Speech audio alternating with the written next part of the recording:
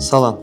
Keçən videoda biz sizinlə XVR-ın və analog kameraların ilkin olaraq necə quraşdırılması haqqında məlumat paylaşmışdıq. Bu videoda isə NVR-ın və IP kameraların ilkin olaraq necə quraşdırılması haqqında məlumat verəcəyik ətraflı olaraq.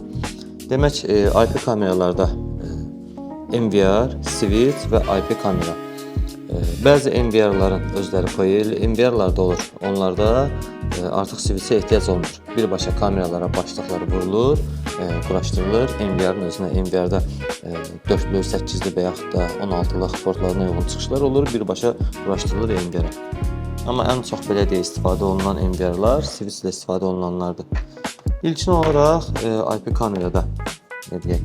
Kamera harda olacaqsa, sonlandırma hissəsi harda olacaqsa müəyyən etdikdən sonra Lotus qutusudur. Kamera bura bərkidilir, üzərinə bərkidilir və öncə başlayırıq neydən? Demək, bu Lotus qutunun altlığıdır. Həmişə başlığı vurarkən, RJ45 konnektorlarını vurarkən qutunun içərisinə keçirdin, harda olacaqsa. Ondan sonra başlığı vurun. Çünki başlıq buradan keçmir və bunu zədələmək məcburiyyətində qalırsınız. Artıq bu yeri böyütməlisiniz ki, bu başlıq vurandan sonra buradan keçsin. Deməli, kat 6, kat 7 RJ45 konnektorları var. Bunlarda kabellərə görə seçilir. Əsasən işlənilənlər kat 6-lar və kat 7-lərdir.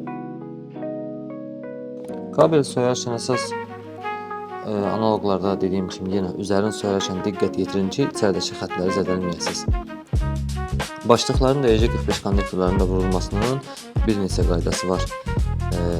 T568A və T568B kateqoriyası var və bir də var crossover kateqoriyası. Bu demək olar ki, hazırda işlənmir.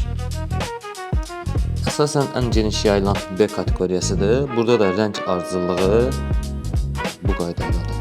İzah edəcəm. Deməli, ilk öncə ağ narıncı və narıncı, ağ yaşıl, ardından göy, ağ göy və yaşıl, yaşıldan sonra ağ karısıvı və karısıvı.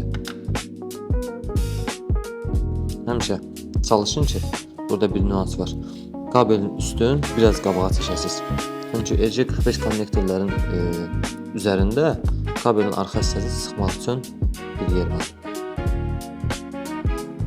Rəngləri ardıcıllığı düzəltdikdən sonra başlıq üçün lazım olan hissəni kəsilir. Bu hissədə haradasa 10 milli 1 santə qədər məsafə saxlasaz bəs eləyir. Başlığı taxarkən diqqət yetirin ki, rəng ardıcıllığı pozulmasın. Ola bilər ki, gözünüzdən yayınlar rəng ardıcıllığı pozular və bir də başlıq taxıldan sonra gördüyünüz kimi dediyim kimi bu hissə gəlməlidir qabağa qədər.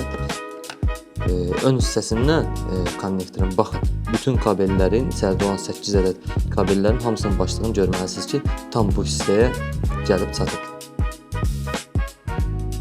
Və artıq hazırdır. Kamera tərəf başlığımız hazırdır. Mən öncədən hazırlamışdım 2 tərəfli başlıq. Onu istifadə edəcəm daha artıq vaxt getməsin deyə. Siz təbii ki, bu proseduru kabeli qutudan keçirdikdən və kameranın üstünə vurduqdan sonra eləyəcəksiniz. Demək, burada ardıcıllıq. Gələk switchimizə. Switchdə 2 ədəd burada uplink portu mövcuddur və 4 ədəd burada kameralar üçün PoE portu mövcuddur. NVR-ımız isə keçən videoda məlumat verdiyimiz kimi bunun içərisində hard disk yerləşəcək. O da XVR-da necə olursa NVR-da da demək olar ki, eyni qaydadadır. Artıq onu bilirsiniz necə quraşdırıldığını.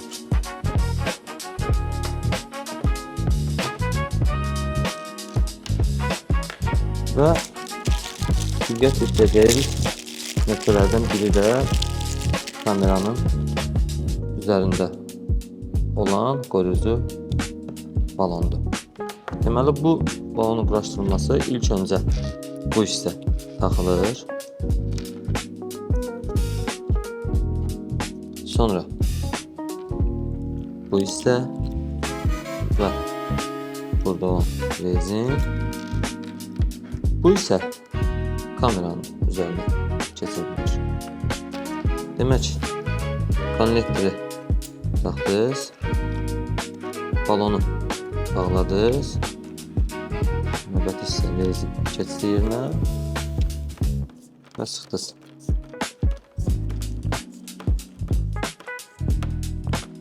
Bu sıxıldıqda bu rezin kabeli tamamen bağlayır və buradan artıq su və yaxud da nəsə keçmə ehtimalı qalmır. Demək, kamera hissəsini quraşdırmışıq, tam hazırdır. Növbəti mərhələ kameranın switchə və NVR-a əlavə edilməkdir. Demək, bu iki uplink portlarını istifadə eləmirik. İndi onların nə üçün olduqlarını deyəcəm. Switchin burada birinci portunu istifadə elədik. Demək, yerdə qalan iki uplink portu biri əlaqələndirilir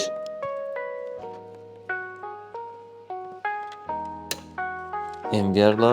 Çünki NVR-ı qıraqdan, kənardan telefonla və yaxud da kompüterlə proqram vasitəsilə görüntüləri siz mütləq ki, yəqin izləmək istəyəcəksiniz. Onun üçün mütləq ki, NVR-ımız şəbəkə ilə əlaqələndirilməlidir. Və ikinci uplink portunda istifadə edirik switchimiz hansı şəbəkəyə, router'a, modemə və yaxud da ki, hansısa switchə qoşulacaqsa əlaqələndiririk həmin modemlə və yaxud da ki, switchlə. Və bunları elədikdən sonra demək olar ki, IP kameramızın və NVR-ımızın fiziki olaraq qoşulmasını tamamlayırıq. Yəni, burada işimiz bitir. Və bir nüans var. Ola bilər ki, sizin quraşdıracağınız switch PoE switch deyil. Məsəl üçün, bir və yaxud da iki kamera quraşdırırsınız, amma switch PoE switch deyil. Burada bir nüans da var, istifadə edə bilərsiniz.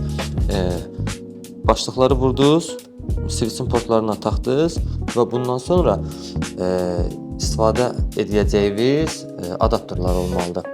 Power adapterlar olmalıdır. Çünki kameraların switchiniz PoE switch deyilsə, kameraları PoE ilə dəstəkləyən bir adapterdən enerji mənbəyi təmin etməlisiniz.